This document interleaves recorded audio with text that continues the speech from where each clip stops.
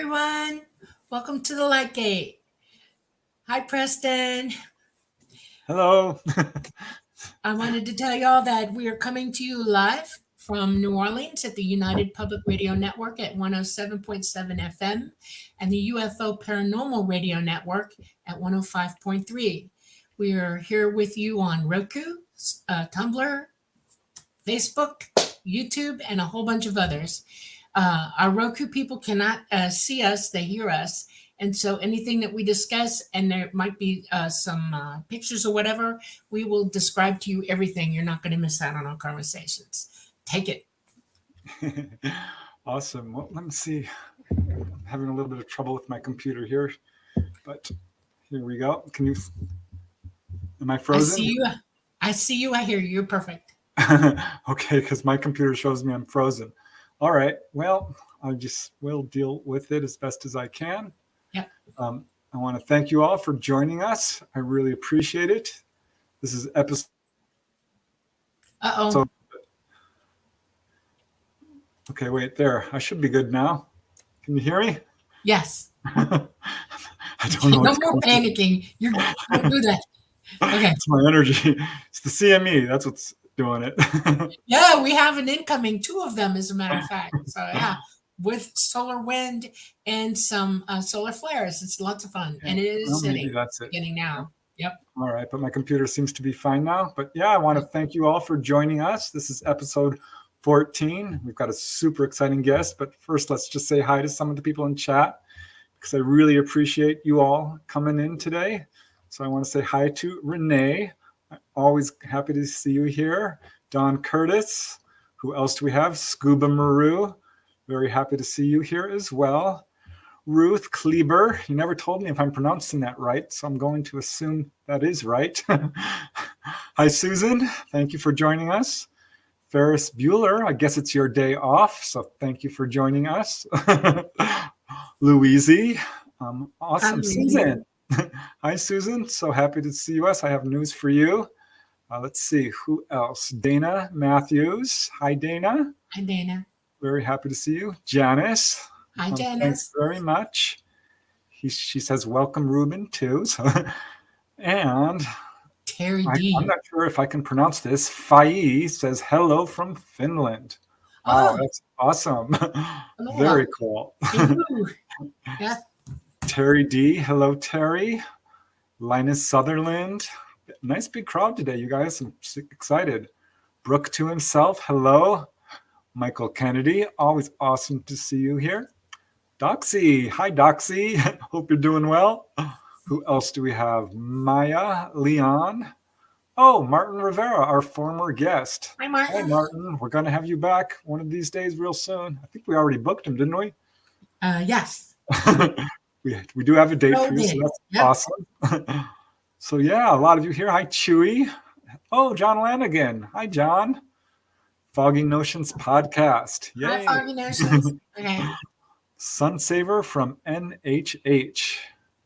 Where's NHH, do you suppose? She'll have to let us know. So let's see. Real Badger. Hello, Real Badger. Yeah, I'm super excited to have you all here. I am really happy to have our guest tonight. I've known him for quite some time. He's been in this field forever, I think even longer than me. He's a true pioneer in this field, very influential, a super nice guy. And let me just read his bio here so you can learn a little bit about him because he does have a lot to share. So we are welcoming tonight author and researcher, and I think experiencer, Ruben Uriarte. Now, Ruben graduated from, James Logan High School in Union City and Cal State University at Hayward, East Bay with a BA degree in psychology and Latin American studies. He is a member of MUFON, of course, the Mutual UFO Network, as a field investigator. Oh, so you had to take that really hard 200-question test. I know about that. He's a state MUFON director for Northern California and deputy director of investigations and international affairs. Ruben has been involved with a large network of research associations He has served as a California State Coordinator for Crop Circle Phenomena Research International. Ooh, we'll have to get a little bit into that. Crop circles are so interesting. We talked about that with our former guest, Barbara Lamb. Ruben was a former research director for Beyond Boundaries, a company specializing in taking tour groups to various UFO hotspots around the world. Oh, that's definitely something I That want. sounds cool. Yeah. Ruben currently serves as a board member for OPUS. That's the Organization for Paranormal and Support Understanding. And Ruben has, of course, been interviewed on many local and national radio shows and television documentaries on the subject of UFOs, including, but not limited to, the Discovery Channel's UFOs Over Earth, the Learning Channel's Monster Hunters, the History Channel's UFO Files. Hey, I was on that show. UFO Hunters, Ancient Aliens. Oh, I had my first appearance on that one too. So let's see, what else? The Travel Channel's How UFOs Crashed My Vacation. Oh, I remember that. I still wish that was on the air. I wonder what happened to it. Let's see, what else? And the Discovery Science Channel's Unexplained Files. And he has also authored a number of books co-written with Texas UFO researcher Noe Torres about major UFO crashes and other historical cases that have occurred along the border of the southwestern United States and Mexico.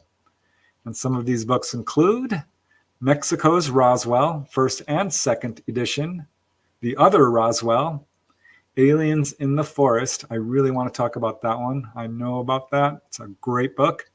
The Coyame Incident. I hope I'm pronouncing that correct. And Falling Angel. Ruben has also worked as a contributor, translator with Noe Torres on the recent book project, UFOs Over Mexico, Encounters with Unidentified Aerial Phenomena, and with authors Carlos Guzman and Alfonzo Salazar. We do have a bunch of the links on the description there, so you can look up a lot of this information. I think I first met Ruben, if I'm correct, when I spoke at the local MUFON organization, but gosh, he's been around so long, it may have been before that. So let me just bring him on and we will get started. Boom. There he is. Hi, Ruben. Hey, thank you, Preston. Thank you, Dolly, for having me on your program here. Oh, You're it's a most pleasure. Yeah, it's a pleasure and an honor.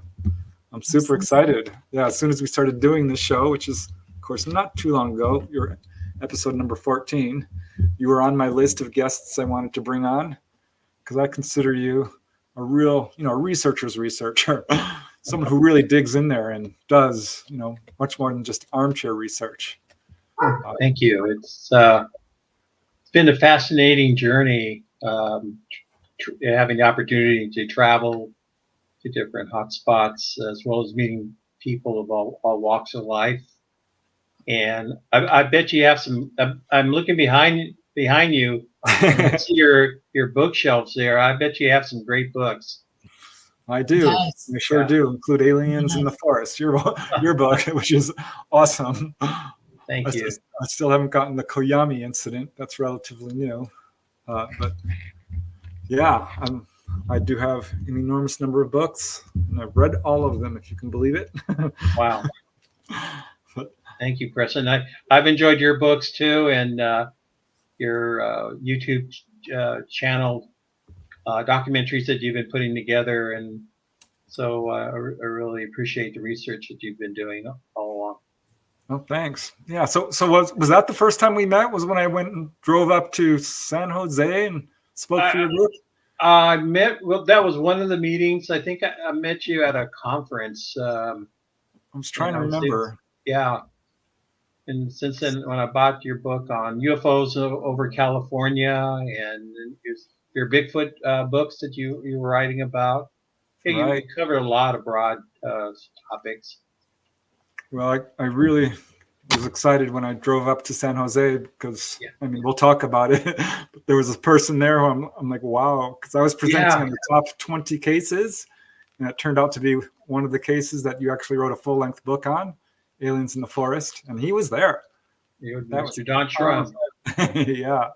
So we'll get into that. But how I always like to start is asking people how they got involved in this field. You know, what were they like when they were a little kid? Did they have encounters? Did you believe in UFOs? So yeah, I mean, how did this all start for you? It started when I was like a lot of people when they were kids, and I had an unusual sighting of an object, and I looked at it where I lived. I lived in Oakland, and I remember we lived sort of close to the next town in Alameda, and that's where we had the Naval Air Station. And I remember seeing the blimps, what do you pronounce?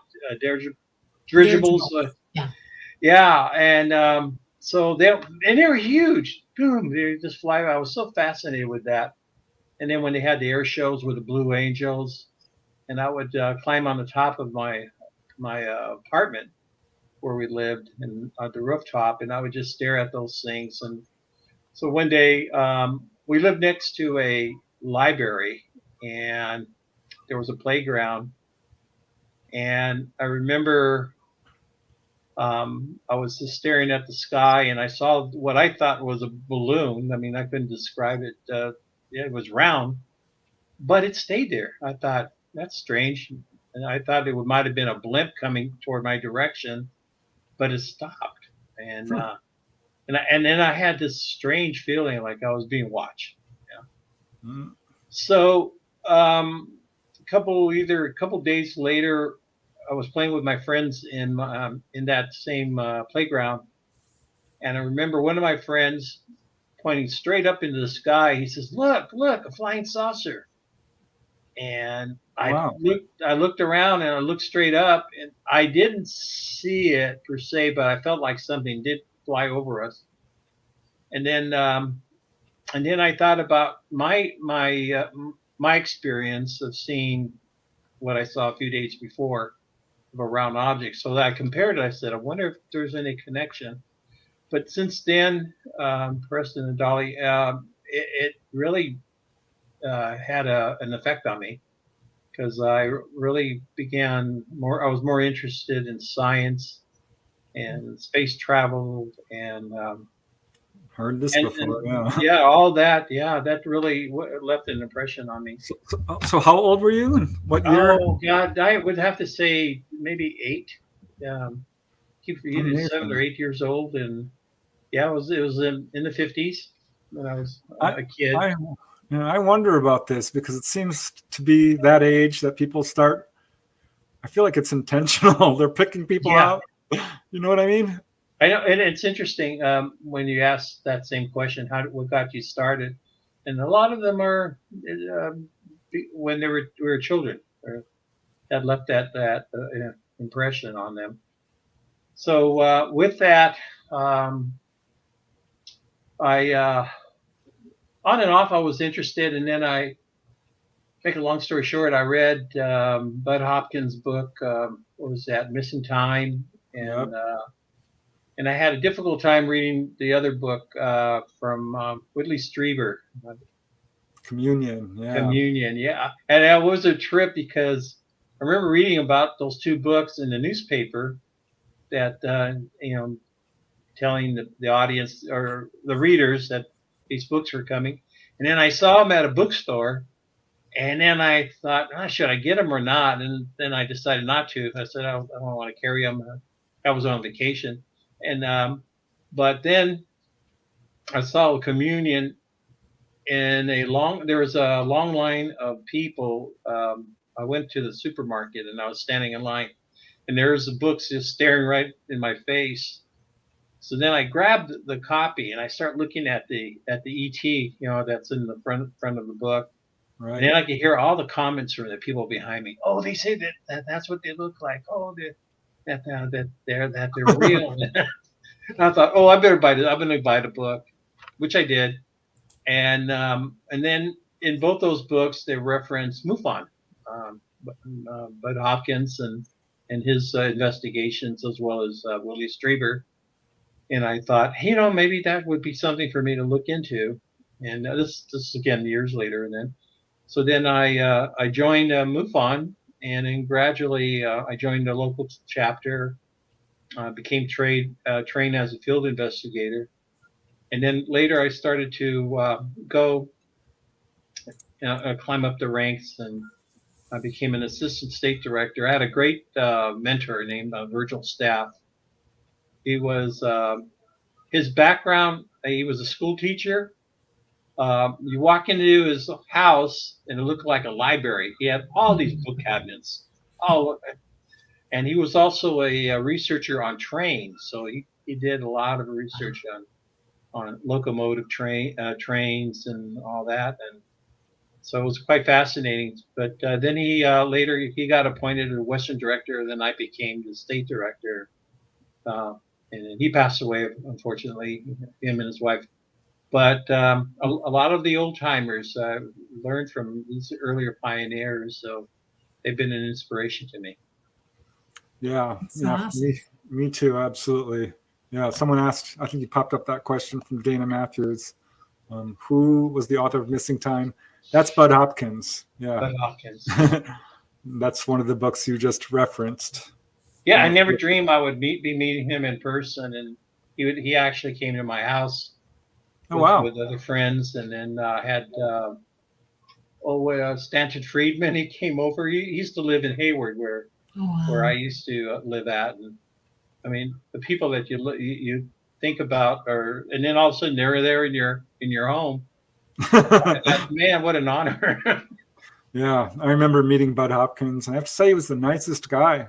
He was very busy and gave me his full attention and answered my questions, because I was just starting out research, and I had gotten one of those cases involving hybrid babies.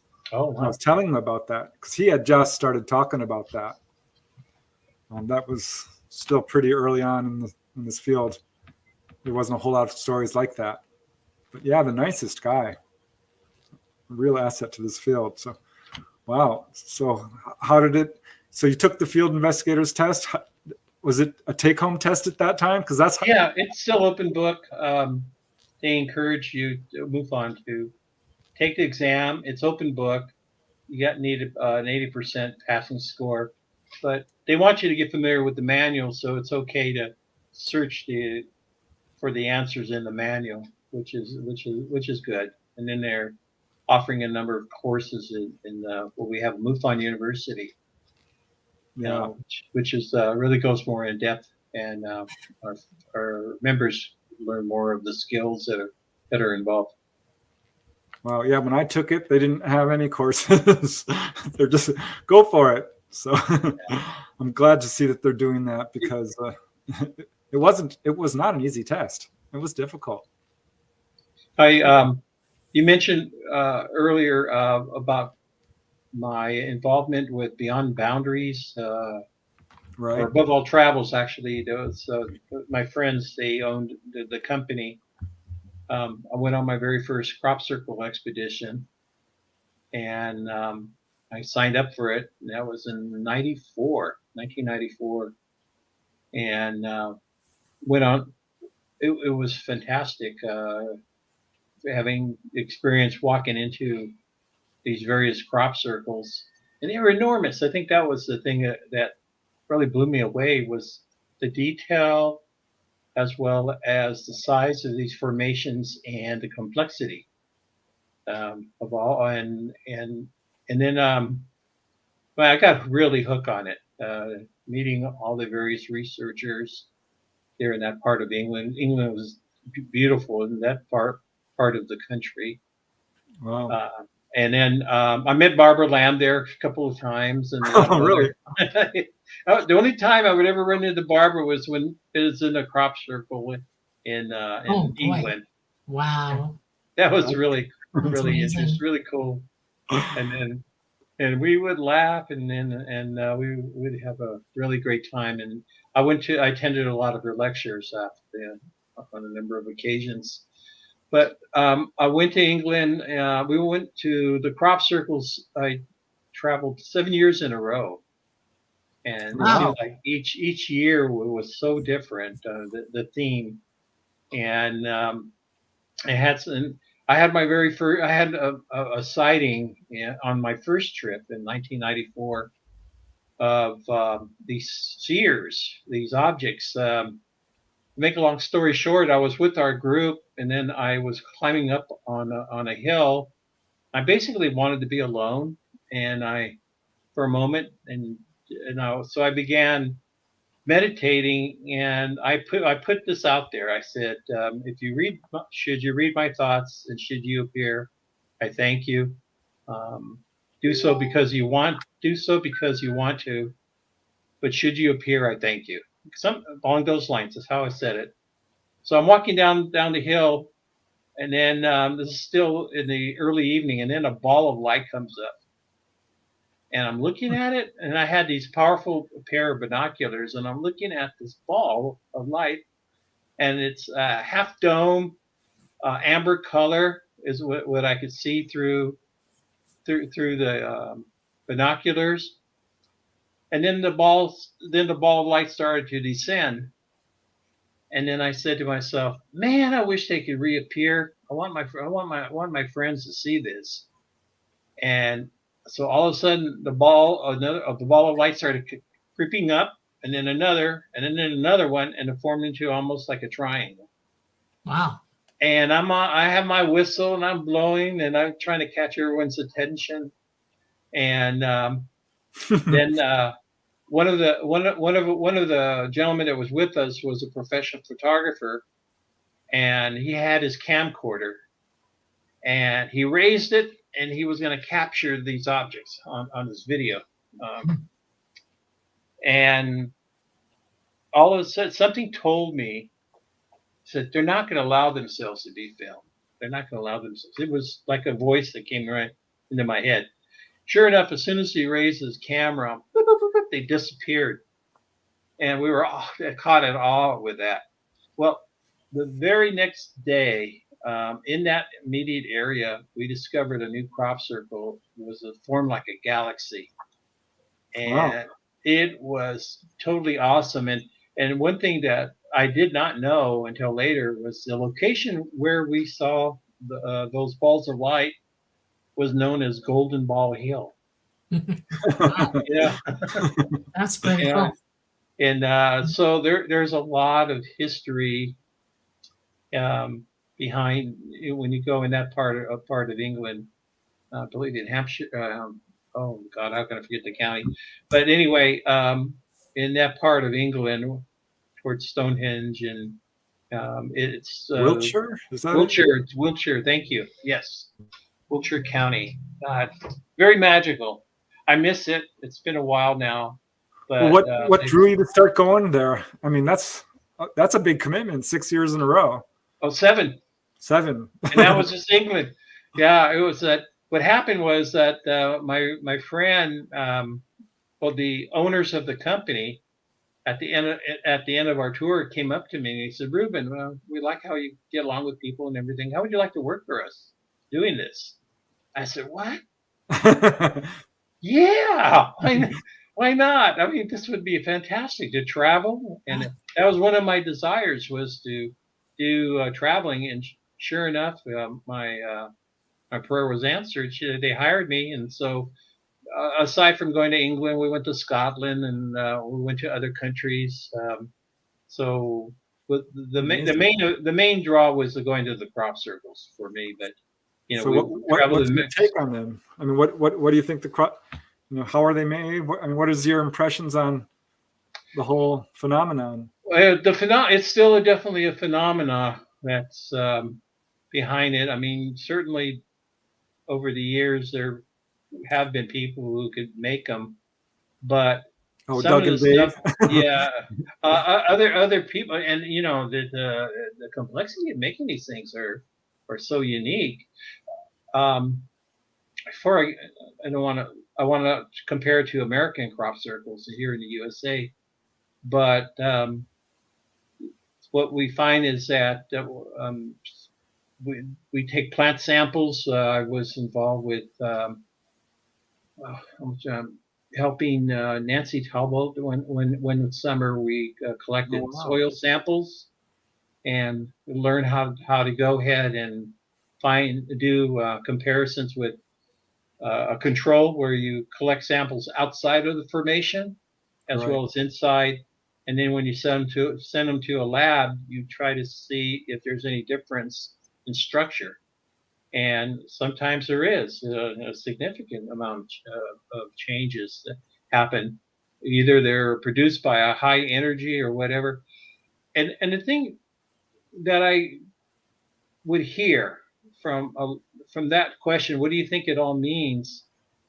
The one answer that I hear quite a bit is like, that we need to take better care of our planet. That we need to take better care of life in general. We need to be respectful of human life or animal life or just life in general. Taking care. So that's been kind of like the general. But it allowed me to expand to understand the phenomena as well as going to different countries and meeting some of their researchers and having them share, what their views are. It sure is fascinating.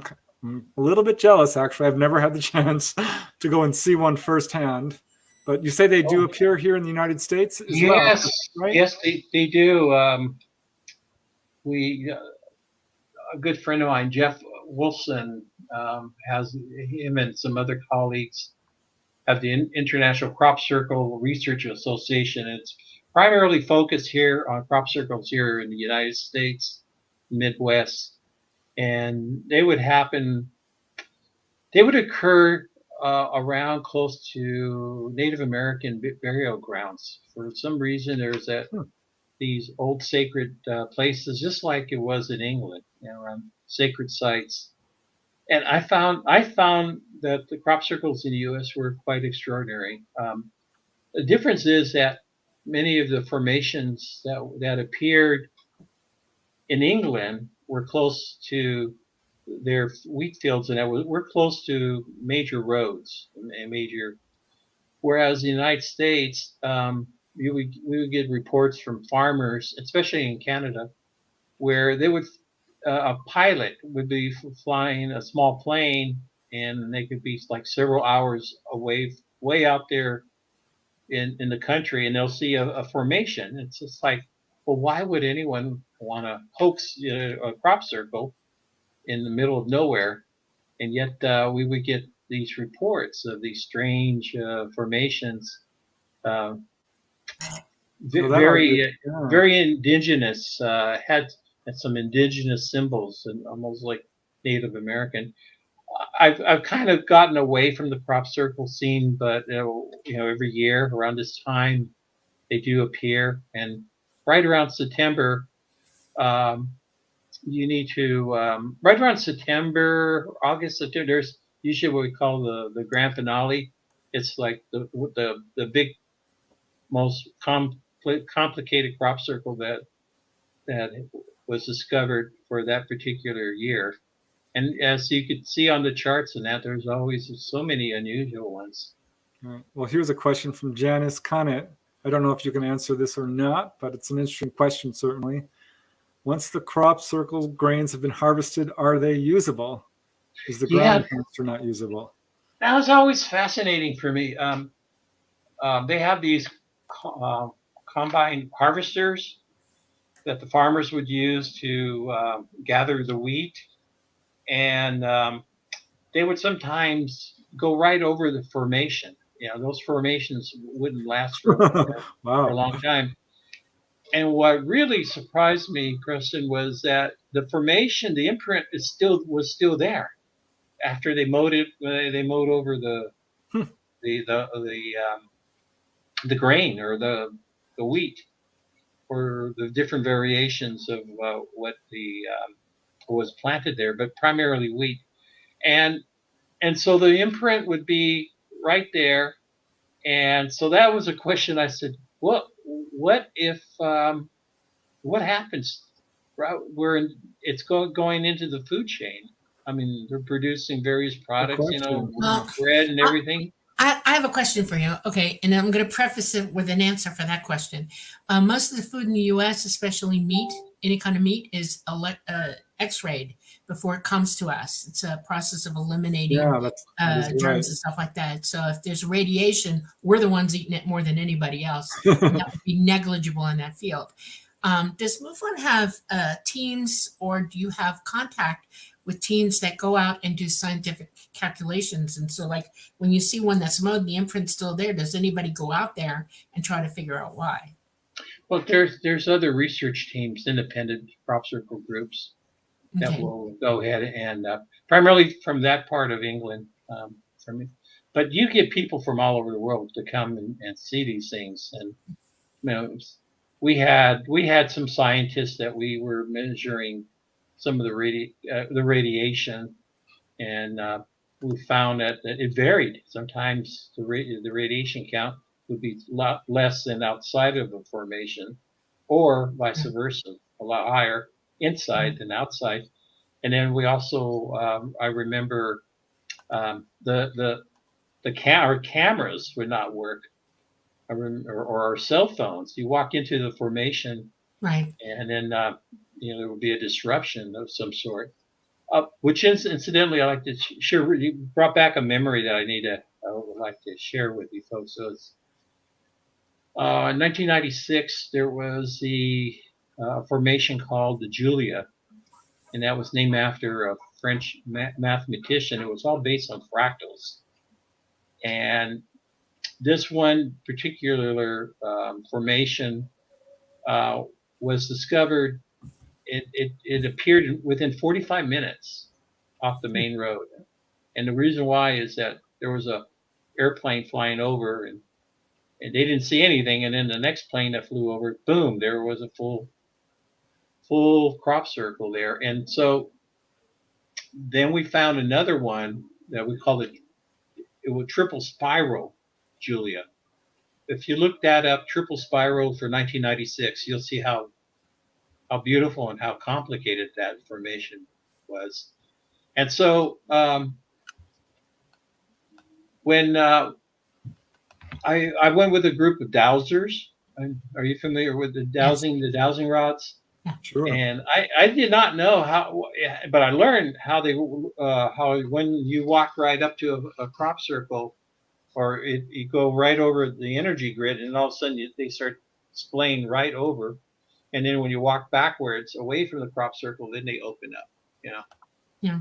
That would forward, suggest that there's a huge magnetic field going on, and It's my understanding that where the crop circles happen, the magnetic resonance, you can change a magnet with a bigger magnet. You can keep it on it for a long period of time, and that magnet will have the same polarity as this one, positive or negative. And they're finding out that if the ground has a certain charge, and they know it by going around the crop circles, what those charges are in the ground and in the base rock underneath, and then suddenly under the crop circle, it's all changed, and it's usually positive. Have you read those reports? I'm curious. Yeah, I remember for me, I experienced that energy by walking barefooted. Yes. I never walked barefooted around here, but in the crop circle, I would walk and I would find my little spot and I would meditate. Yeah, that's it. That's beautiful. Very beautiful. That's the triple spiral one? Yes. All and right. So I remember I had like a stomach ache, and I laid flat on my stomach and just rested. And then within minutes, my pain went away.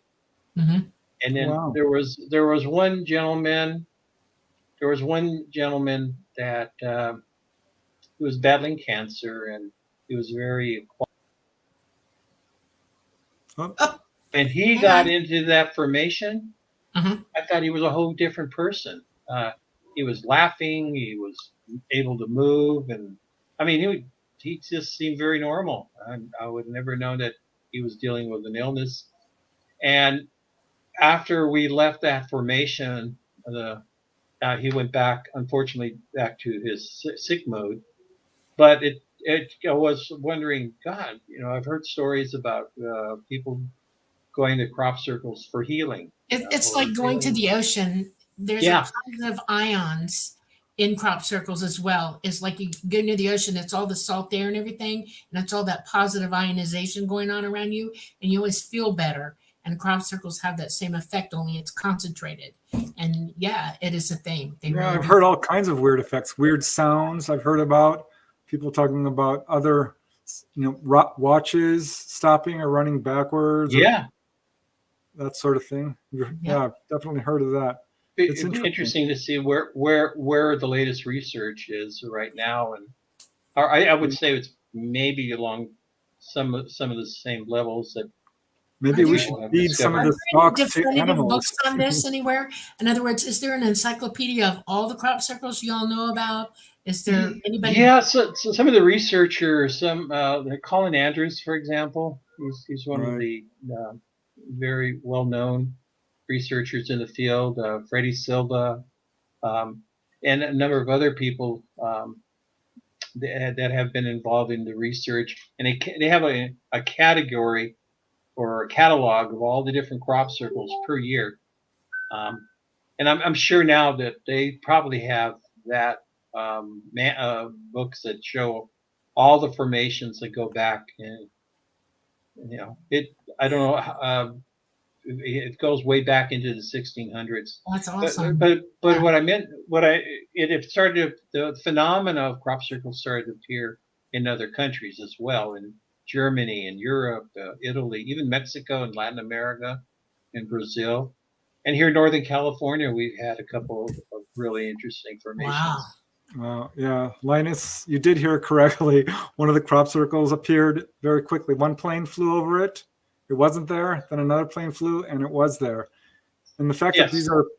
these are appearing out in the wilderness, in areas where people aren't likely to look, I think argues towards their credibility. Because, like you said, why would anyone do that? And how? Exactly. My friends and I, we discovered a formation based on a pilot's report up here in Northern California. It was in a field of corn, and it turned out to be a 900-foot formation of a worm. And it was connected with 6 circles, and then the head had 2 like antennas. And we were blown away by it, because that was my first experience walking into a formation made out of corn. But what was very weird was seeing the swirls of each of those circles. And I went and I drew the sketch and the approximation of it. And again, that formation was not, it was across a residential area. And we did, from what we were gathering from other pilots, that wasn't there. And then within 4 hours, boom, you got a big one there. And there was some weird stuff going on in that back in 19. That's not the one I wanted to bring up. Hold on. Up in Northern. So who do you think's doing it? Don Curtis is asking, do you think the crop circles are created by one entity or several? I to tell you the truth, I really don't know who's making it, and why. That's always. I know that a lot of them have messages. They have mathematical messages. Clearly meaningful. NASA's put out a few questions that got answered in crop circles, things like that.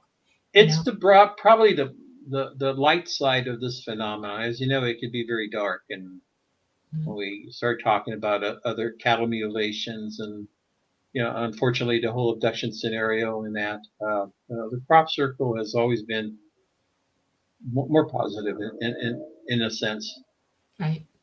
So we could talk about crop circles all day, but I'm more interested in some of your other research into UFOs in particular. Like, so you started becoming a field investigator for MUFON. Did you investigate cases personally, and what were some of your more interesting ones that you can recall? Oh, let's see here. When I first got involved with MUFON as field investigator, I started to meet with various witnesses, and they were sharing with me that they felt that they were in contact that they had visitations nightly in their room, and they would really describe this one case where the witness had actually touched the arm of the being or humanoid, and he felt the like scales down the arm as he touched the arm accidentally, but he remembers the texture of how it felt. So it felt very cold in that. Then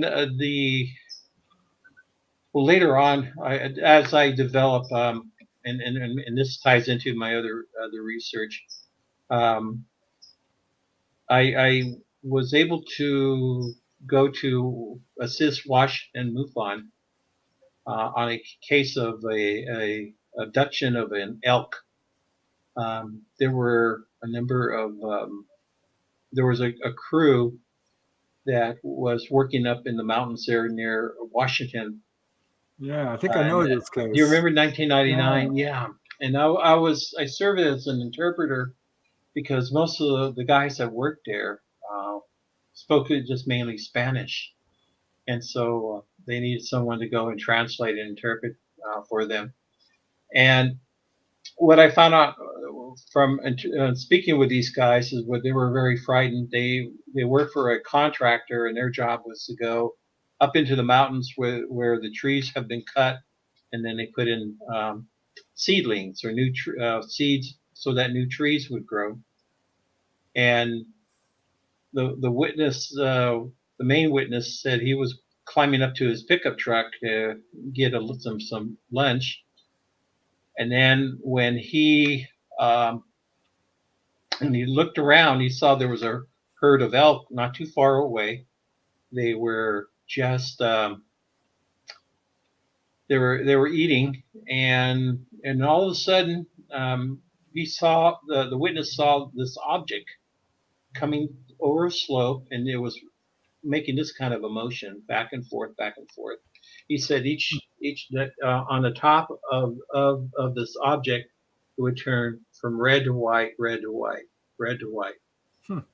And then as this object approached the herd of elk, and then all the elk just start running all over the place. They just were frightened.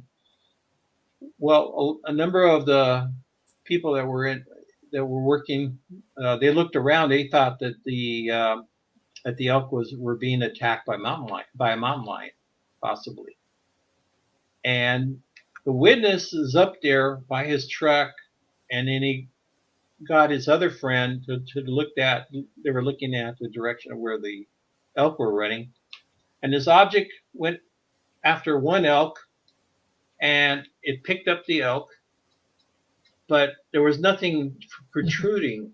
It was like a force field or something, but it picked up the elk, and it carried the elk up to 6 to 8 feet, flying, and then there was a row of trees, and from what I remember and from what the witness said, that as he was observing it, the object picked up the elk, and there was a tree branch, and the deer struck the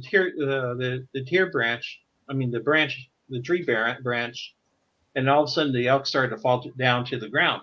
The object went down and swooped and picked it up before the elk hit the ground, and it picked it up, went over the tree line, and it went straight up into the sky. And wow.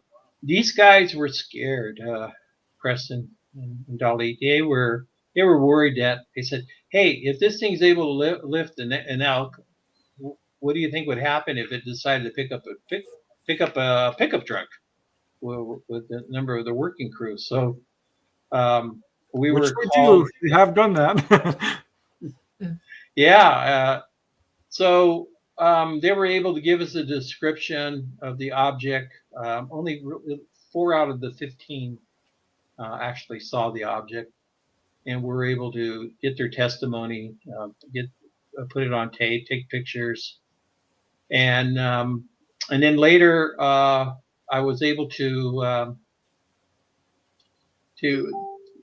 work closely with Washington MUFON, and Robert Fairfax did a great job of putting the story in the MUFON Journal, as well as he was an artist, and he was able to draw the diagram of the landscape and where the locations of the deer and of this object.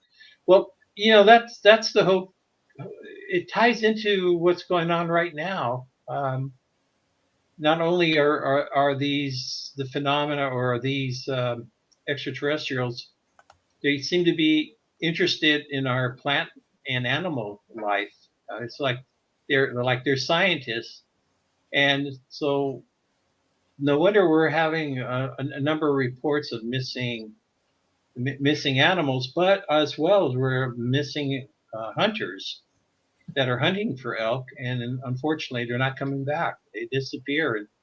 Behind me, I have a poster called "Missing 411 UFO Connection" by David Paulides, and he started to focus on the missing elk hunters, and in that connection, that it's definitely there's a connection with that and UFOs. So, But how many cases do they have of that? Pardon me? How many cases do they have? Well, that's if they report it. A number of times they don't want that. I mean, the corporation. How can I forget their name? That owns that property doesn't want that much attention. Warehousing that. And it wasn't until later there was another supervisor that actually saw the object, and these guys that were afraid, they were getting ridiculed by their friends. That's unfortunately that happens. Yeah. And so sorry about that. No worries. Technology these days are always dinging around. Yeah. So as these guys were getting ridiculed, and then when they found out that a supervisor saw the same thing that they saw, it just validated that there was something unusual that happened there. So up to now, that whole story about the missing elk is in the documentary of Missing 411, the UFO Connection. Yeah, I spoke with David once, Paulides. He's a thorough researcher.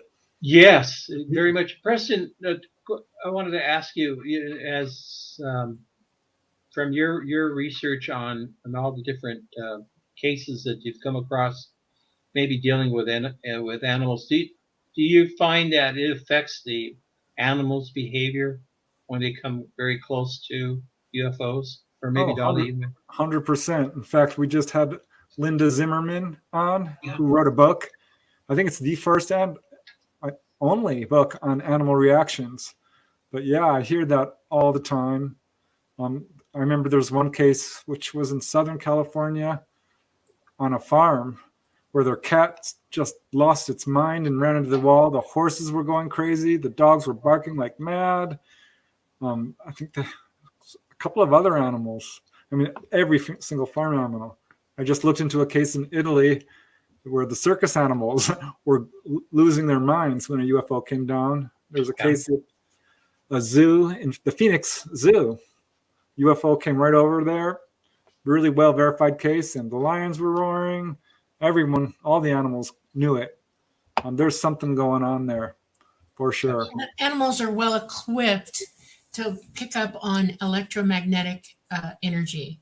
They have, all animals, even us, we just don't use it, have a part of their brain that actually senses that. That's why they can go long miles and go home, and they make migrations and things like that. So you bring a craft down that's emitting electromagnetic pulses, oh boy, they're going to know it's happening around them. Whether they can see it or not, they know it's there.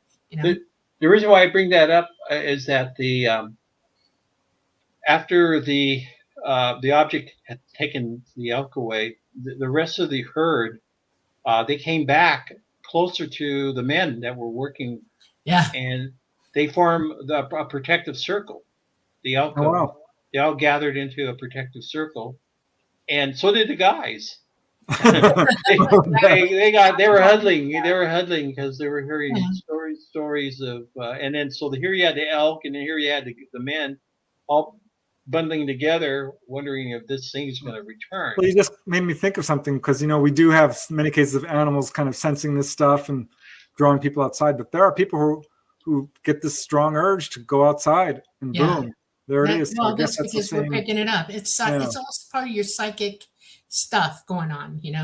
You've got you have a pineal gland in your forehead, and it senses light and dark. It can receive transmissions, electromagnetic information and stuff like that. And we're all equipped. Every last person. We're no different than any animal in that. Okay, so people talk about constantly their hair standing up, or they suddenly just feel like, whoa, something's up, and they look up because they feel it above them. It's a natural instinct to be able to do that. It really is. Yeah, and I've heard cases of every darn animal you can think of being taken on board. Yeah. John Mack had a case and RD6 Killer Clark, and where people are taken on board, and there's menageries. Well, Dolly talks about that. Dolly's a fully conscious contactee. Yeah, we our family owned a zoo, and we lived there 24/7.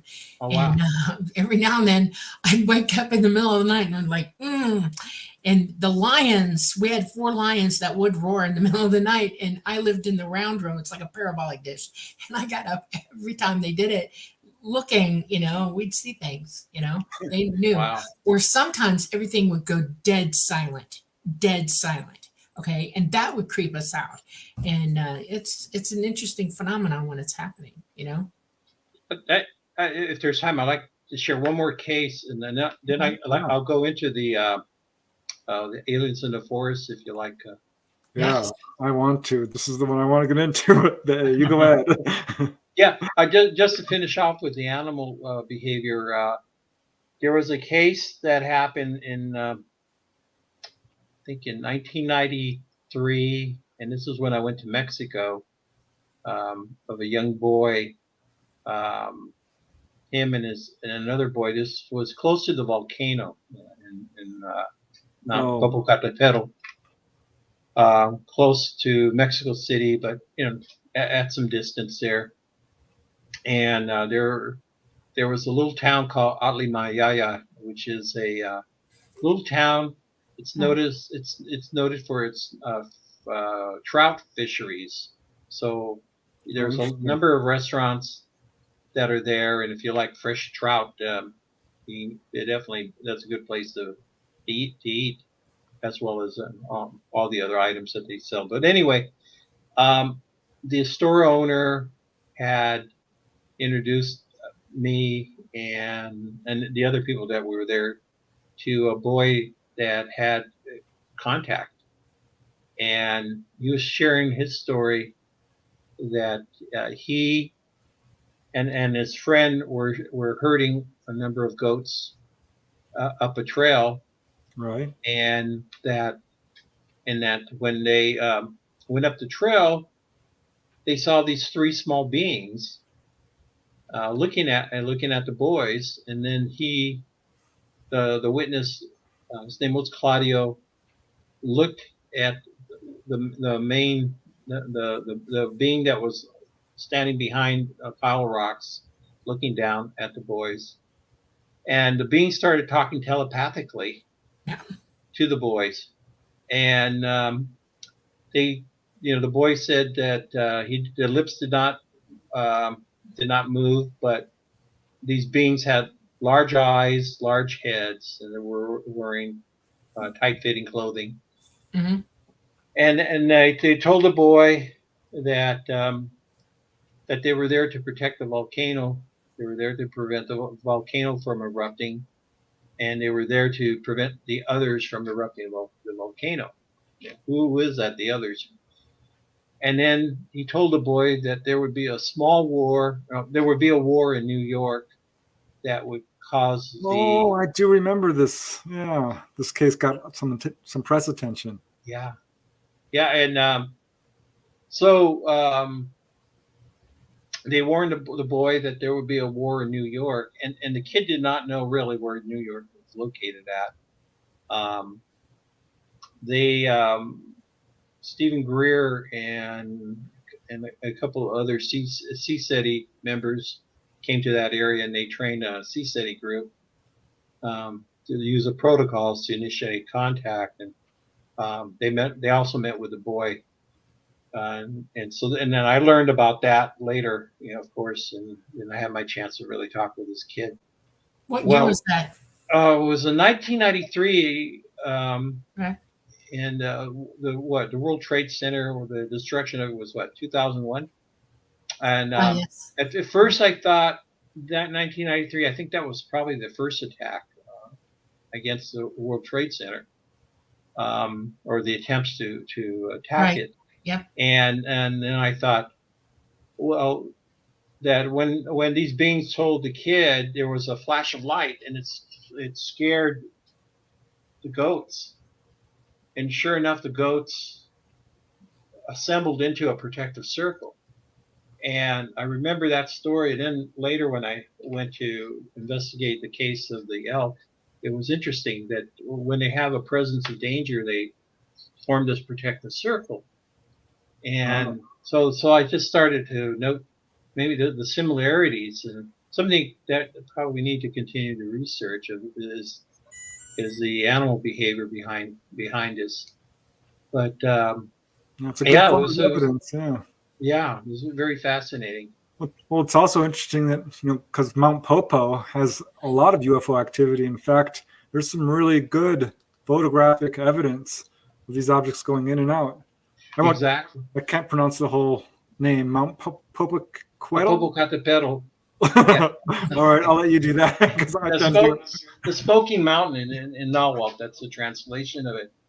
But I've talked with witnesses. I had an archaeologist. He actually drew sketches of these things flying information, and then it would go right above the crater, and then as each object would descend right into the crater, and the lights would come on. The lights would then come off as it entered into the crater.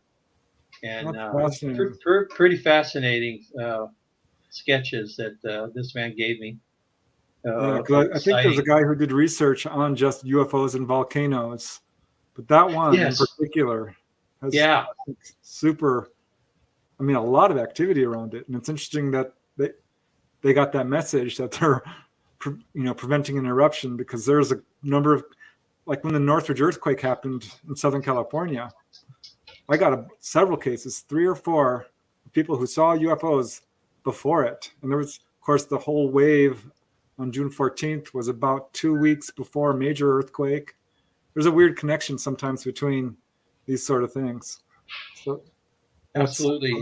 That whole volcano, that's a really interesting study. And there's groups that monitor volcano activity on the camcorders. A number of these. It's like the civil defense, and they have to be ready to evacuate a number of villages or towns out of the earthquake zones. So they monitor the activity through these camcorders, and then that's when these camcorders are capturing some of these strange lights that are flying in and out. What amazes me is that we have lots of scientists on this planet, and everybody's watching everything and doing geological work and all kinds of scientific discovery. And what people don't push forward into when they think about ETs is the fact that they're doing the same thing. They're watching this planet. They know everything about it. Exactly. And they're very scientific beings, and they know when we're going to have earthquakes, and sometimes they'll appear just to warn everybody,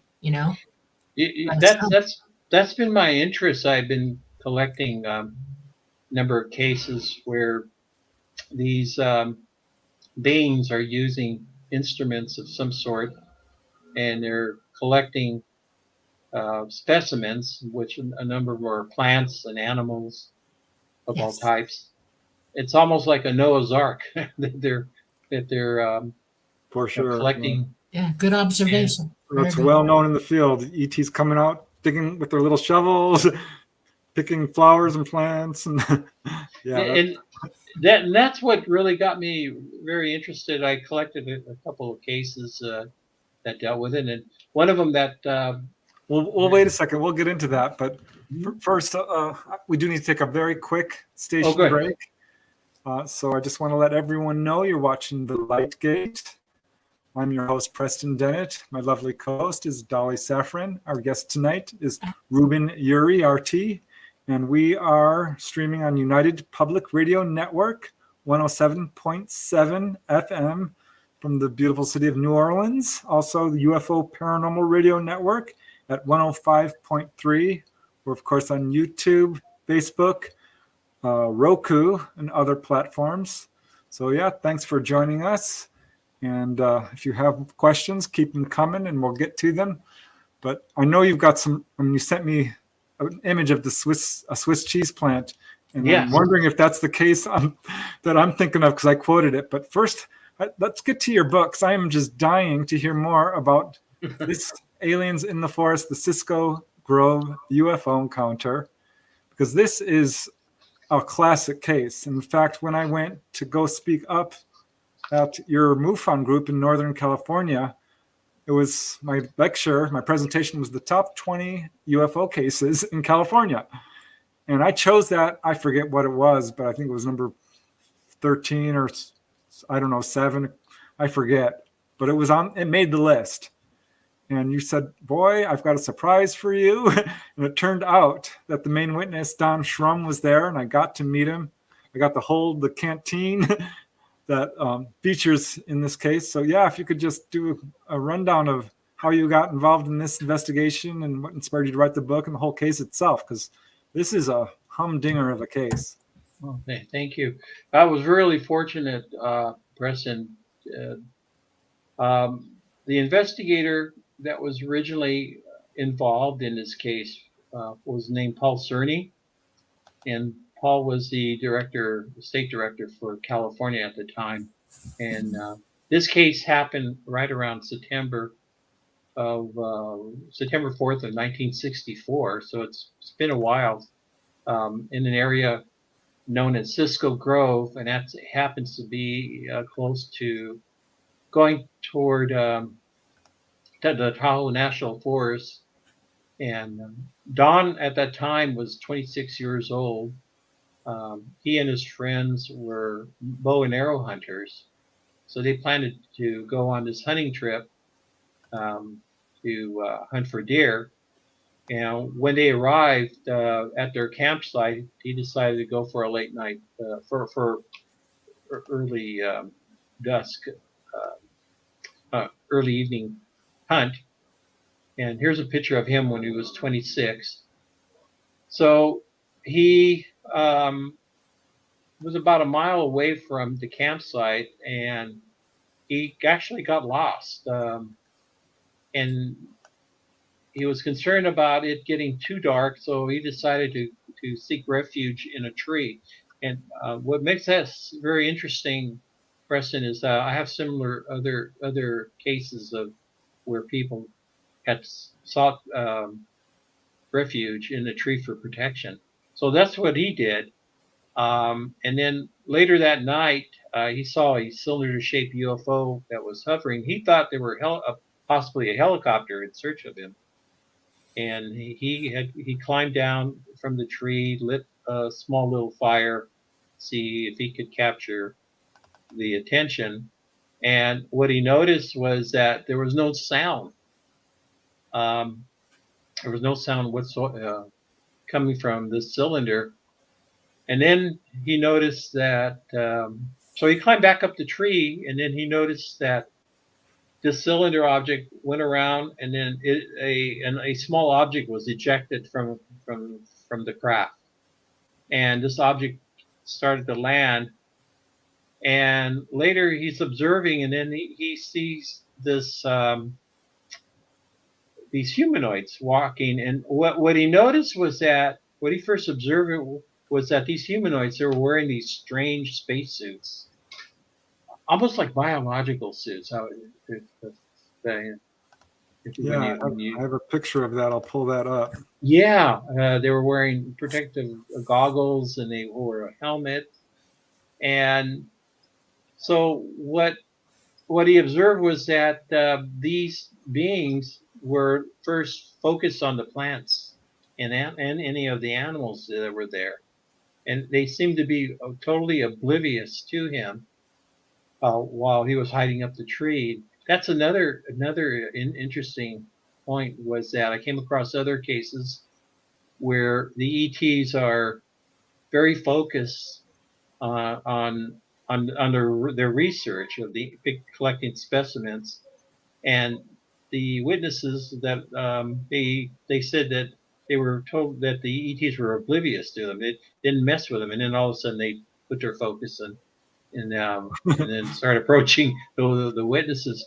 So in this case here with Don, he saw these two humanoids starting to come up toward the tree, and he noticed that they were wearing this protective clothing, and he said that the eyes looked like they were welder goggles, as he called it. They were wearing these dark goggles, and so they were trying to climb up the tree to get him, and then so he started shaking the tree, and that caused, from what I remember, it caused the humanoids to bounce back. They were frightened by the movement of the tree, and then he grabbed his belt and he tied himself around the tree trunk so he wouldn't fall. And then he had some matches and he started lighting his hat on fire. He said he wore a lot of that pomade oil on his hair. That's what his hat was, just soaked with it, he said. And then boom, it caught on fire, and he was breaking branches and everything and throwing it down at these humanoids. And then a robotic creature came. It appeared. I think you showed it in that slide. And this thing had like red eyes, and this robot would emit this vapor, this gas out of its mouth, and it would cause Don to asphyxiate, like as if he wasn't having enough oxygen. He would try to almost pass out. And I remember him sharing the story that he almost fell, but that the tree branch or the bow kept him from falling down off the tree, even though he had the belt around the tree trunk. So this went on and off for quite a while, and he finally was getting very angry. He had 3 arrows with him, and he said he didn't want to hurt the humanoids. That he felt that they weren't really causing any harm. He was more upset with this robot creature, and so he used each arrow, and he would hit the robot, causing the robot to bounce back, and these arrows would just bounce off the robot. So then another robot creature came into the scene. So both robots started to face each other, and then both of them emitted this huge cloud of vapor that went into, and that finally knocked out Don. When Don woke up in the morning, he was just hanging on the by the tree trunk thanks to that belt, and he looked around and they were gone, but he was able to climb down. He found his arrows. He found coins. Oh, that was it. He remembers throwing money at them, coins, and he didn't find any of his coins. These things took the coins. Oh wow! And threw his canteen at them. I remember that. Yeah, threw his canteen. Yeah, that was the canteen. Yeah, that was pretty cool. I mean, I was holding the canteen that he used, that one of the ETs had picked up, and then decided to throw it on the ground. I thought, gee, I'm holding a canteen that was held by an ET. Yeah. But anyway, later, through his family members had encouraged him to. Here comes my cab. Sorry. Yeah, it's Spooky. That's his name. Here. Sorry. Let me put you down there. What Spooky. he he owns a house here. So anyway, they contacted members of the Air Force, and there was a nearby Air Force base. I think it was Manther Air Force Base. They're in Sacramento, and Don and his wife were interviewed by these Air Force officials, and Don knew right away that these guys had other motives, because these guys were saying, well, these humanoids could have been Japanese soldiers, or they really started to come out with this far-fetched ideas. So he didn't want to have anything to do with these guys. So basically, the research that was done earlier by Paul Cerny, which led to connecting with you, because you have written about the case in your book, UFOs Over California, and we were very fortunate to get Don. And I was really lucky to. They invited me to stay at their residence for a couple of days, so I was able to interview him, and I basically used the same questions that Don had interviewed. I mean, that Paul Cerny had interviewed almost 30, 40 years later, and he never deviated from any of the questions. He was spot on, and his reactions to this event was like yesterday. I mean, you could see it on his face. He was still trying to get over the trauma of this. And I think you've probably seen that happen with other witnesses that you've interviewed. People still live that experience. Absolutely. Well, I love your book on the case. It's so detailed. You got all the letters and all the interviews. And I just want to quote Paul Cerny, because he says, having just reviewed the case files on this fascinating and unusual encounter, there's absolutely no doubt in my mind that this incident is factual and authentic. I spent considerable time and many visits with the main witness, along with the testimony of the other witnesses, and I can rule out the possibility of any hoax. And Cora Lorenzen called this case the most spectacular report I've ever examined, and says it is an authentic incident and important to the documentation of occupant incidents. What's so cool about this case is it's a very early one. There were not a lot of occupant cases at this time, and it's so unusual. I mean, we hear reports of these guys going through walls and lifting people up, and they can't get this guy out of the tree. Yeah, that's what was fascinating. And Paul didn't have a rifle. Yeah, he didn't have a sidearm. It was all strictly his arrows. And right. We're wondering, would there have been a difference? Would they have actually harmed him, or figure out another way to get him off that tree? Yeah, it's certainly a bizarre case, but the arrows are pretty powerful. I mean, and they were knocking those robots right down. They'd still get right back up. But yeah, what a weird case. I'm glad you wrote a book on it, because it deserves to be well known, and you did an excellent job with that book. Oh, thank you. Yeah, and again, him seeing these humanoids, they were interested at first collecting specimens, plants and soil. I'm curious, how tall did he say they were? Well, he said that he was up on top, looking down at these humanoids, and he estimated around 4 or 5 feet, around approximately. Okay. They were well built. In his description of what he saw. We're very fortunate. Yeah, speaking of trees, I came across another case that I find really fascinating. It's is it this one? If you can go back to the other, there's a book cover. Oh, okay.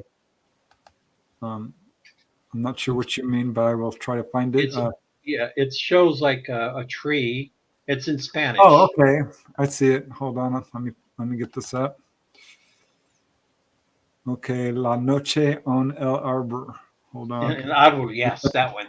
That's me trying to speak Spanish. So Oh, that one's pretty good there. It's going to take me just a second. So go on. I'll pull it right up. Yes.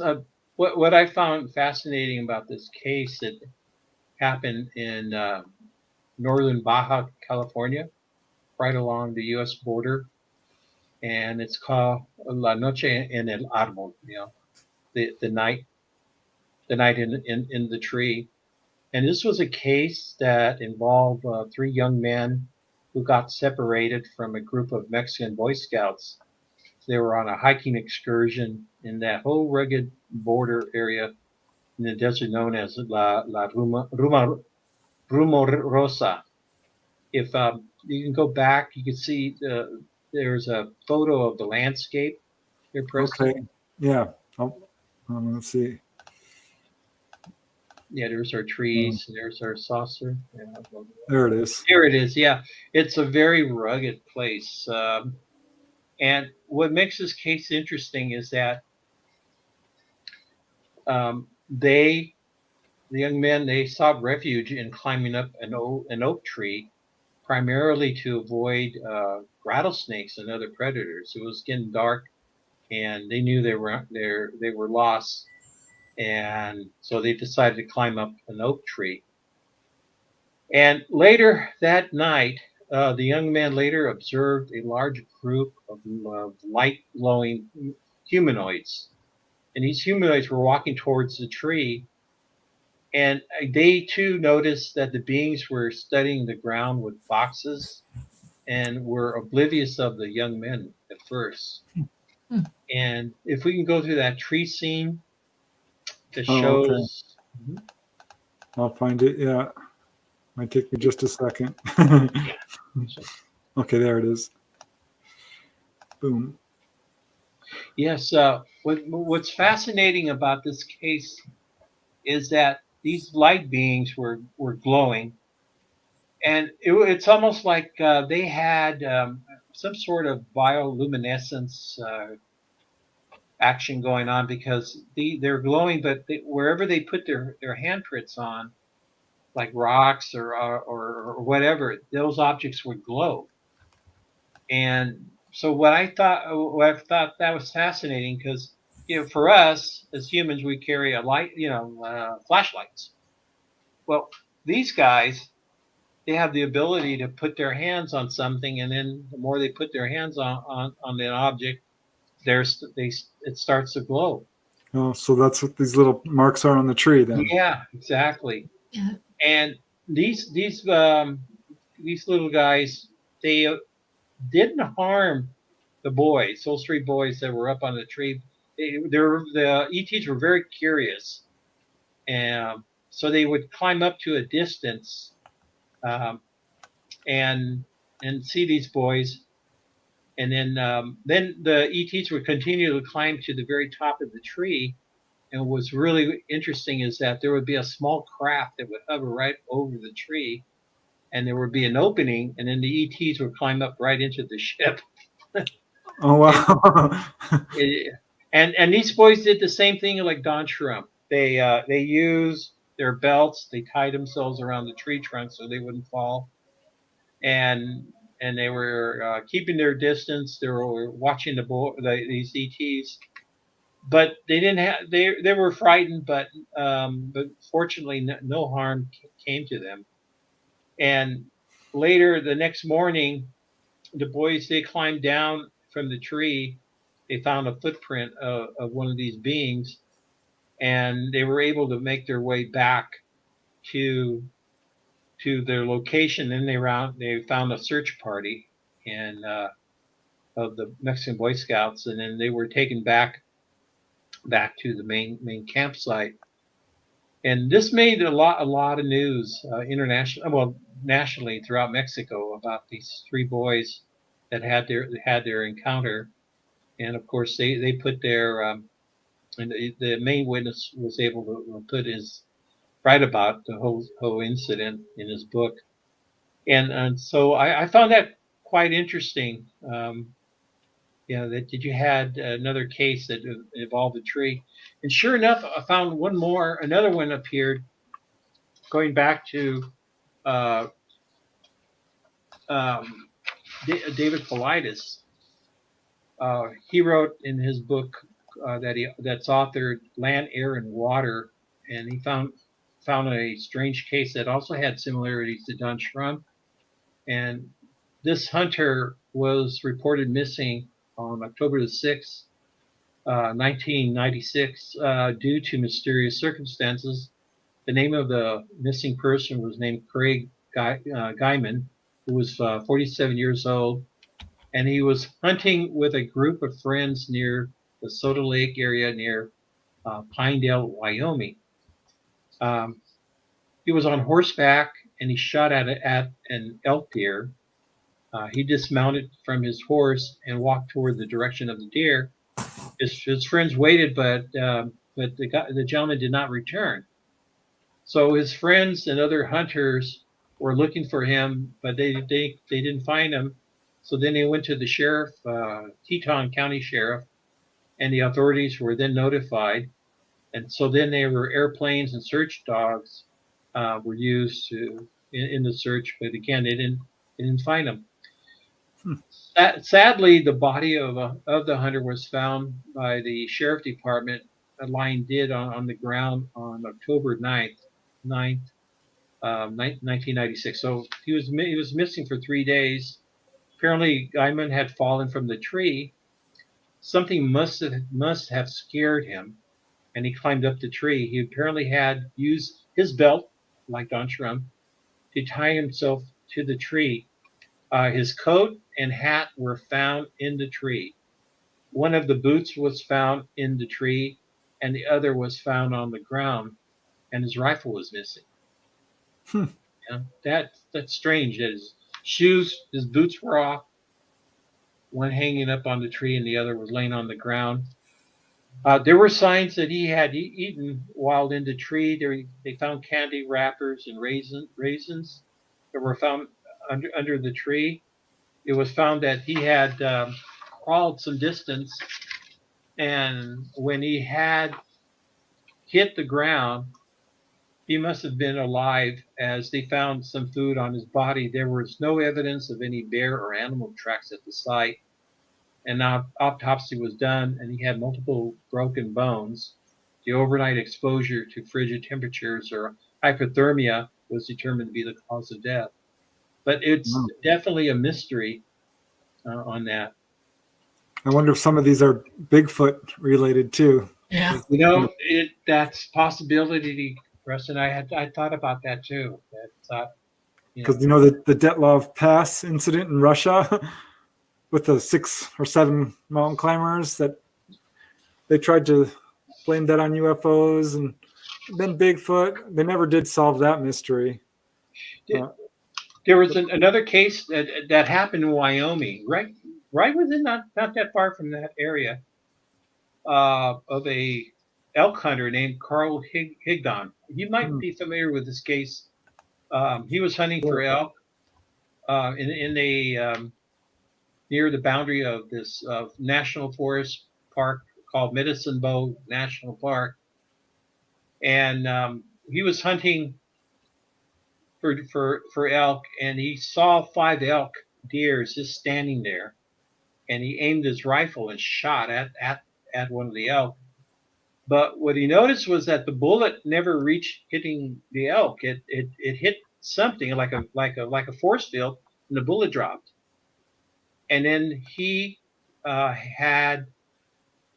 a humanoid-like creature, there, and somehow he got into the craft. And the craft, so the CT took him out of the from the planet Earth and traveled almost 163,000 miles is what the ET told him. So after a short while, he was returned. Exactly, yeah. He was returned, and while he was aboard the ship, he noticed that the 5 elk that he had been hunting had also been taken aboard. They had been put into a cubicle in which none of them could move. And Higgins was told by the aliens that the elk was needed for breeding purposes, and that these aliens said that they were there hunting not only the elk and deer, but would often go to the oceans and collect fish. So I would say, and if you notice that it was really weird that this being was dressed in black, and he didn't have a hand on his left arm, and he was carrying some sort of strange device, like a cone shape there. Yeah. So it's really interesting that with all these elk deer incidents, and the fact that maybe these beings, not only are they studying our animal life for specimens, but it could be another form of food source for this particular species of ET. Yeah, it wouldn't surprise me. I love the Higdon case because he was also healed of tubercular scars on his lungs, kidney stones. His truck was found out in a field. They didn't know how it got there. Other witnesses saw UFOs in the area at that time. And I mean, there's a lot to that case. There's a book on that case as well, a couple of them. It's an interesting case, to say the least. Yeah, exactly. I do remember that involving the elk in the glass cages.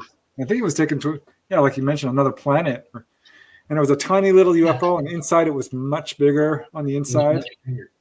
That's what's interesting to me, Preston, is that, as you mentioned, that this craft that he went into was almost invisible. It was shaped like a cube.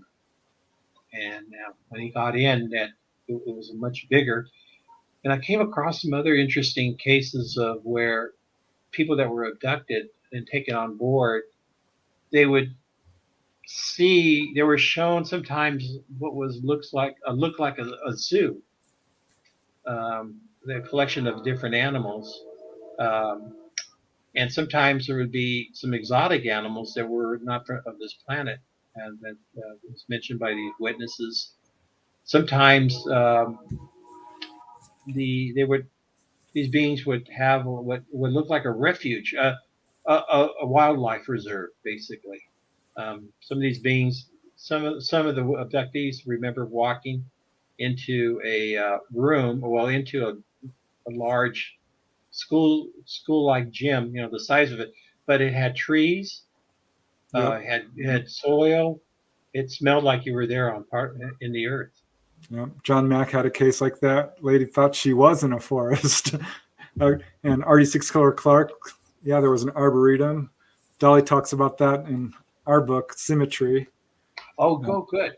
So, there's quite a few cases. I wrote about that in my Not From Here series, because that is absolutely one of the things they're doing, collecting all the plants and animals, which brings up this next slide, because I want to hear this case, because if it's the one I'm thinking of, I actually did cite this case, the Swiss cheese plant, split-leaf philodendron.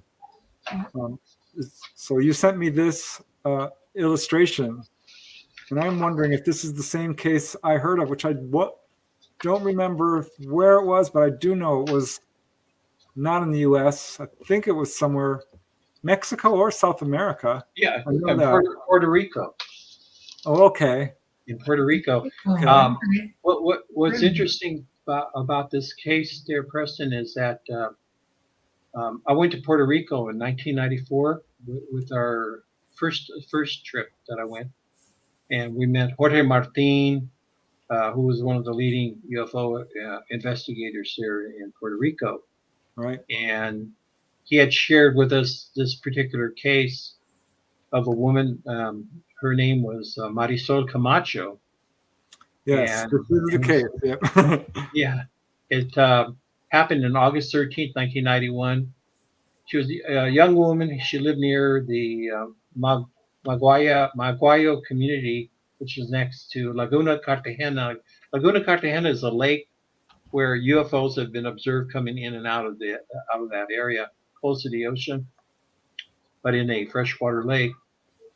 And supposedly she received a strange visit to her home by two strange humanoids, as she described them. She said she was sleeping, and around 2 a.m. she got up because she heard these strange noises outside next to her balcony. And when she approached the balcony's window, she looked through her Venetian blinds, and there was some strange mumbling going on, and it was like a strange jargon. And she opened the windows very slowly, and there she saw these two humanoids. They were just staring at the plant, and they were checking one of the plants, and they called it in Spanish queso suizo, or Swiss cheese. The scientific name of this plant is Monsteroso deliciosa, an ornamental tropical plant with leaves with many holes, therefore such a name. They were taking leaves from the plant and mumbling. They looked totally really interested in it. And when I was there, I actually took a plant back home, and I kept the plant. Oh, it lived for about 13 years. It was a tough plant. And I guess the question I had was, well, by having a plant, would I get any visitations? No, I didn't get any visitations. But if someone is interested, they should try to see what happens if they do buy a Swiss cheese plant and then put it on their porch. And if anything unusual happens, then they can contact you immediately. There's Jorge Martin. There's Jorge Martin, yes. Him and a lot of fascinating stories that have come out of Puerto Rico. Even when I was there, that was when the chupacabra was starting to make its appearance, and I went back to Puerto Rico in 1999. We did a documentary through the Learning Channel on the chupacabra, and we were able to meet all these different witnesses, and it was fascinating listening to the different witnesses. They were telling me that they would hear noises. This creature would jump off from one house to the other, and they would hear the footprints. Sometimes dogs would be missing. And I remember the mayor, and there was a little town called Canovanas. And the mayor wanted to get the government fully involved in finding out more about this phenomena. Perhaps they could capture it, because his big concern was that these things might go after children or senior citizens or whatever, and that they needed to do a better job in protecting them. And so when we were down there, we had a chance to meet the members of the civil defense, primarily firefighters and their local police, and how they work together. And they took this very serious. They almost they wanted to capture this creature, and the mayor had arranged to have a large special cage to capture this animal. And how big was it? Oh, about 4 feet, about 4 feet. But exactly something like that. Really weird. This is pretty well verified. There's a lot of witnesses seeing this. I find this interesting because I don't think there's really any historical reports of the chupacabra. It's a relatively new cryptid, I guess you might call it. Yeah.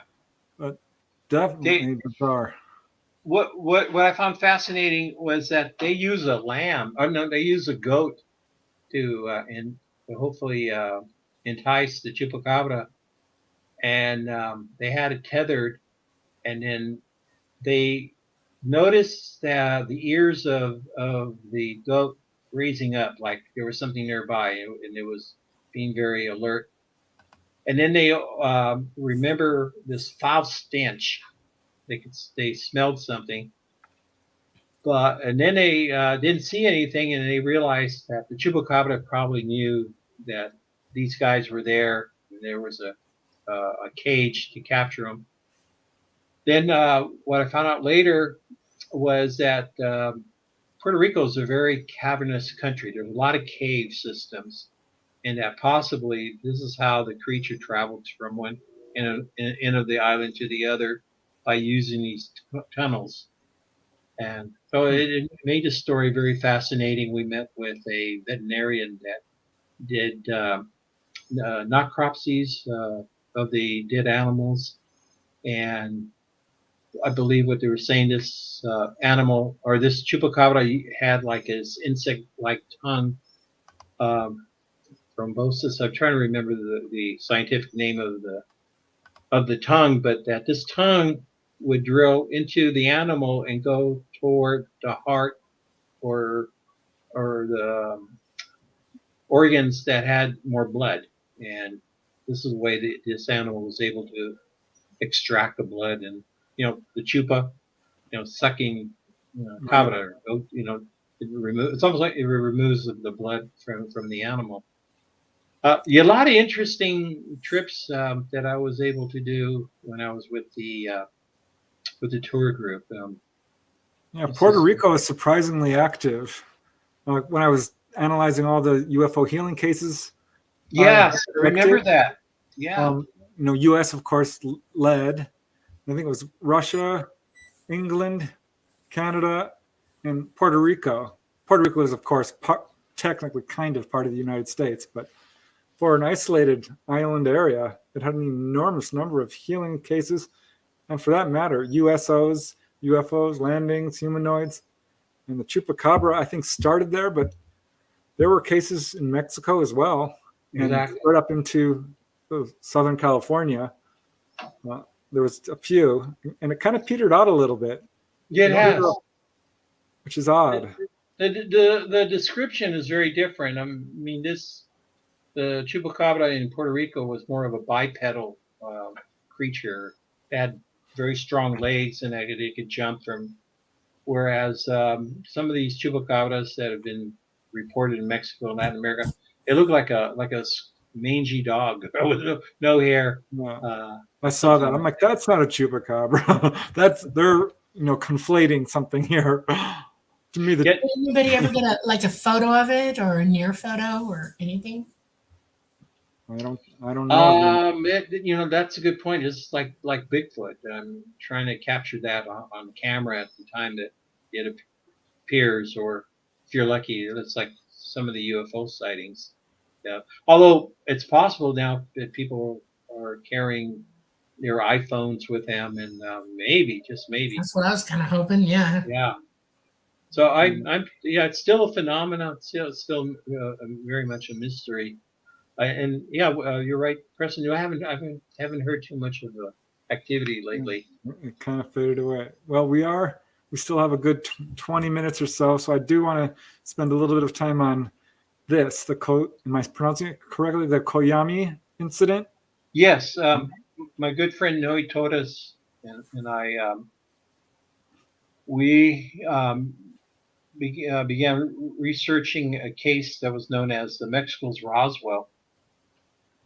And primarily what happened was there was an object that was traveling from the Gulf of Mexico toward the United States, and it was picked up on radar, and they had the military officials thought that it was a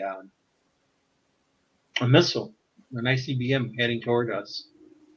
And immediately the object made a 90-degree turn, and it flew over Mexican airspace. So it avoided any impediment or any going into any sort of U.S. airspace. It just stayed on the Mexican side of the border. Apparently, when this craft was approaching an area called Chihuahua, the state of Chihuahua, near Coyame, it collided with a small plane that had departed out of El Paso, and supposedly this plane was flying toward Mexico City. And so the object collided with the plane, and the next day they had search and rescue teams from the Mexican military go out to that crash site, and they found the plane, the remnants of the plane, and they discovered a UFO, a crashed disc, approximately the size of 16 feet in diameter.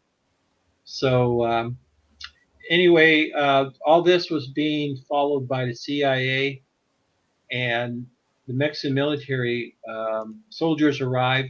They weren't wearing any protective suits or anything like that. These guys were exposed to something, whether it was chemical or radiation. They all died. So immediately, a team out of Fort Bliss, Texas, flew into Mexican airspace, and they were able to retrieve the disc, and they took it back into the United States, into an area in South Texas. And then from there, we think they probably took it to the CDC in Atlanta, Georgia, or possibly Patterson Air Force Base. There are a couple items. There's a lot of that it went to Wright-Patterson. Atlanta is not capable of handling that because all they have is Tyndall, and it wouldn't have gone there. So one of the reasons why we thought Atlanta was the CDC, because they have the labs. Yeah, but that's in downtown Atlanta. There's no way they could have got it into Atlanta like that. I know Atlanta like the back of my hand. There's absolutely no way without billions of witnesses. I'm not kidding. So it probably went to Wright-Patterson. Yeah. Where a lot of them go. We know that. Exactly. And here's, that's a good point, Dolly. Thank you. So this is a picture of me and Noe when we went over there to do our research and speak with witnesses from Coyame and that. And it's a very remote place, but it's only approximately about 40 miles to the Texas border. There's a little town called Presidio that we were able to meet city officials and on our research, and as well as witnesses on both sides of the border. And that other book that you showed, the Other Roswell, that's about another UFO crash along the Mexican border in 1955. And this was witnessed by an Air Force pilot. Oh, okay. I thought that was the same. Hold on a second. I can pull that up. So Noe and I, we been focusing on crash retrievals along the U.S.-Mexican border. Right. And that was, so the Coyame, we had the Coyame crash, and that happened in 1974. And then we wrote this case, and as it was told to us by Colonel Robert Willingham, he was flying his F-86. And this is right around the time of, in 1955, this object was approaching their flight. He was he and his other three Sabres, they were escorting a group of B-47 bombers. They were doing the training exercise, and there was an object coming toward them that was being reported way up there in Alaska. They had a whole the DEUCE radar system, the Defense Early Warning System. They were notified that there was an object coming toward their way. So they saw the object, and then all of a sudden the object made another sharp 90-degree turn, and then it went downward, and it crashed on the Mexican side of the border.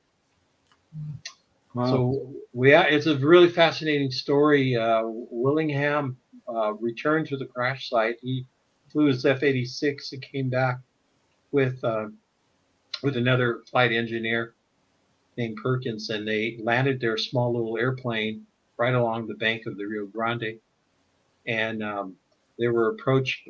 They saw Mexican soldiers that form a perimeter around the crash site, and Willingham was wearing his flight suit, And the Mexican military officials told them, well, they were waiting for someone from the United States Air Force to arrive, which tells you that there seems to be this interrelationship between Mexico and Of course Mexican there is. military Right. and the Pentagon, and we witnessed something that happened when there was a documentary that was done by the UFO Hunters, and both Noe and I were involved in that. And we met with Mexican police that shared with us this whole hierarchy of if they found anything out of the ordinary, then they report to their higher ups, and then goes to the Mexican Pentagon, and then the Secretary of Defense is basically what they call it, and then they connect with the U.S.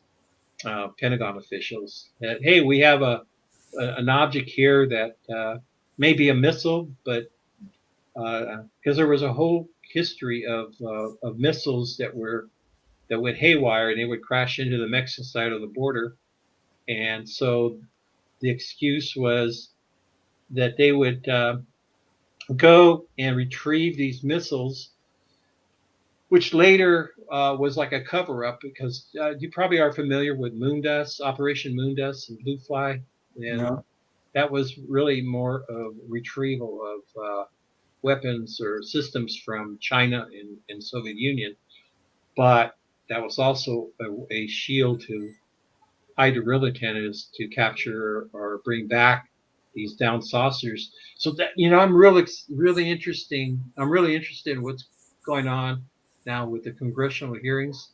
Yeah, I was going to ask your opinion on that. Yeah, David Grush was saying that yes, he did uncover a crash retrieval team with that it had biological entities, or did the aliens that they found, along with this whole reverse engineering process. And you know what I'm thinking, a couple of things, Preston and Dolly, is that maybe, just maybe, maybe that the soldiers that were involved in the retrieval of that craft out of Mexico, or in any of the Mexican UFO crashes, there just seems to be a pattern there, may come out and saying, oh yeah, we were strictly involved in this operation. And in our research, we were fortunate to collect some documents, some eyewitness accounts, but the thing is, these cases are old. Many of the witnesses have already passed away. We couldn't really do that much research at the time because Mexico was dealing with its drug war, the cartels, and we were advised not to go. After looking back, we traveled into these areas which, now that I look back, it probably wasn't a good idea for us to go there, but we had to respect that. But we relied a lot of the research by our connections with Mexican investigators. It's still ongoing. What's the last crash retrieval that you know of? The last one, the most, geez, yeah. Good question. I'm familiar. We had a number of crashes that not only happened in Mexico but in Brazil. I would say the 1994 case that occurred in Virginia, Brazil, where a firefighter had picked up one of these creatures and took it to the hotel, and then he got infected, came down with some sort of virus, which was very dangerous, but he died. Well, going back to the Coyame incident, this is really interesting. Is that we found a witness who lived here in Los Angeles, and he when he was a kid, his family would travel to Coyame to visit their grandparents. And this gentleman is now he's a retired police officer here with East LA, and he shared with us when he was a young man, he was riding his uncle's horse, and he took it back to the stall, and he was taking care of the horse, and then he noticed a movement of a little man walking across the cornfield. And he noticed that this thing had a big head, and it was almost like it was out of whack because it had a small neck, a big head. It looked like it was having difficulty holding the head in place. And then when he looked at it, he saw that it had red eyes, and it had some sort of protruding objects from its head, and it scared him. And so he ran and told his parents what he saw. He told his grandparents, and his grandmother told him, "Oh, you saw the diablitos, the little devils. They appear here most of the time." And this happened. His observation happened right around the time frame of the Coyame crash, and what he described was very similar to what the beings looked like in Brazil in 1994, almost identical. So maybe, just maybe, there's this whole connection. Obviously, it needs more investigation. Yeah, it needs a lot more. Yep. Yeah. Excuse me. How many UFO crashes do you think there are? Because there's some controversy about that. I expect there's over 100 out there. At least. And you know what? Drats. I wish I would have brought that up, but I do have statistics of how many downed craft and also how many ETs have been retrieved. I think the number that I saw was 159 bodies. Wow. And it's broken down. It was quite interesting because I was able to break it down by state, and the majority of these cases had occurred in New Mexico and Colorado. Most of the crash sites. Yeah, when I wrote UFOs over New Mexico, I'm like, wow, this has more than any other state. But I covered a bunch of states, just doing an overview of the literature and some of the cases that I could pull from other researchers and newspaper articles and such, and they all had at least one. Yeah, several. So that really kind of woke me up, thinking, well, this is not just Roswell. Yeah, my friend who's doing research on crash retrievals in Mexico, I think he told me he has at least 14 cases, counting the ones that we investigated. But again, that involved. Have you done a statistical map of how many cases starting in like 1955 and then go forward? And I have that all broken down, by the way. Right. Notice that as time goes forward, that there are more crashes than there were before. That's interesting. It'd be a correlation to see how far our military evolved in its in weapon systems, or perhaps these. The reason I'm saying this is one of the things that I am privy to, in my experience, is that the field guidelines on the planet, our magnetosphere and all the different magnetic resonance lines that are on the planet as well, are going crazy, and they're getting worse and worse and worse coming forward. Very, very good point. And they fly those lines, and they're crashing. We're crashing more because of it. And that's why I asked you when the last crash was. And I wish somebody would do their homework and sort of like think this one through. I think there was one a couple of years ago, honestly, in Brazil, but it was very quickly covered up. Not the Varginha, but relatively recent. It was, it was getting international headlines and then bump, nothing. So I don't know. I obviously can't fly down to Brazil and research it. I don't even speak Spanish, but yeah. Portuguese, yeah. Portuguese, yeah. You're right. Well, we're getting close to the last 5 minutes here. So is there anything else that we didn't bring up that you really want our guests to know? Well, there's a lot more cases that involved the observation of these ETs with going back with bringing these strange instruments, and that's something that I would like to see.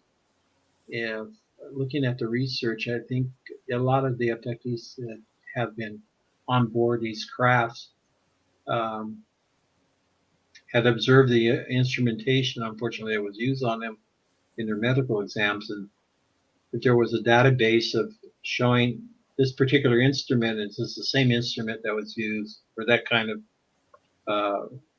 that kind of exam. Maybe we'll get a better idea.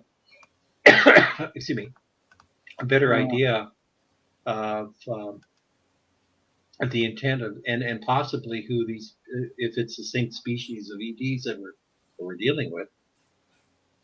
There's a lot more going on now. Yep. This field is just wide open for researchers. It's still a pretty new field of study, all in all. Yes. It's well, I'm happy that you were able to come on to the show and share all your amazing knowledge. I'm going to pull up your books again so everyone who can see that. And if you can't see it, I'm sorry, but I will read out these books for whoever can't see it. There's the Coyame incident, UFO crash near Presidio, Texas. The Other Roswell, UFO crash on the Texas-Mexico border. And this was told to the authors by Colonel Robert B. Willingham. Mexico's Roswell. Are these all different cases? The Coyame, this is the same case, only this is like another edition of our research on Mexico's Roswell. All right, Mexico's Roswell, the Chihuahua crash. And definitely I loved this book, Aliens in the Forest, the Cisco Grove UFO Encounter. So yeah, really interesting stuff. So did I cut you out? Sorry, yeah, you knocked him out. we would love to continue this with you. Would you want to come back on again with us? Sure. And we could, because there's a lot more to unpack here, Yes, thank you for the opportunity to yes. Talk about crop circles. I had no idea. I mean, I wasn't even prepared to go Michael into that. But he's like, talk on crop circles. We already did, Michael, at the beginning of the show. Yeah, it's the beginning. Watch the replay. Yeah. Okay, now all your information, that's all in our notes, right? Yeah, your website and all of that. But if you want to give out any information, yes, verbally, coming up. If you go to our website, roswellbooks.com, and my good friend Noe and another friend of mine who's a historian, John LeMay, they've put together a whole series of books going back to the whole history of sightings of UFOs. They have it broken down by by decades in that. So you have a chance to take a look at those books as well. That's awesome. And okay. that's really. We're getting close. We got minutes. We're going to go ahead and shut down this edition. I want to thank everybody for coming to tonight, and I hope you've all enjoyed this, and we're going to do some more. We've been coming to you from the glorious city of New Orleans at the United Public Radio Network 107.7 and the UFO Paranormal Network radio at 105.3 FM. Everybody, please rewatch this one. This one's really interesting. And I want to thank you very much for coming on. I thank you very much. We're going to plan soon another date, okay? We'll bring you back and we'll finish this out. And thank you, everybody. I hope y'all have a great night. Thank you for seeing the light gate. Bye. Bye.